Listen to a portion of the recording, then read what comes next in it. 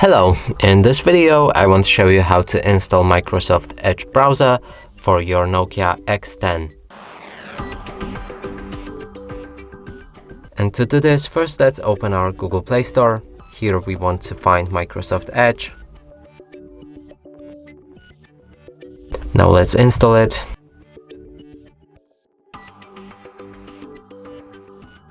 After installation process is complete, you should be able to launch the app. Here you can sign in to turn on synchronization, so add the account or sign into the new one, and now let's do it later.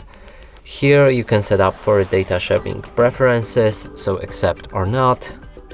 Move to the next step to set Microsoft Edge as a default browser or skip it by pressing on Not Now.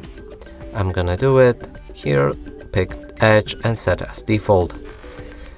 Right now the browser will be ready, so let's open any website. And as you can see, it works perfectly.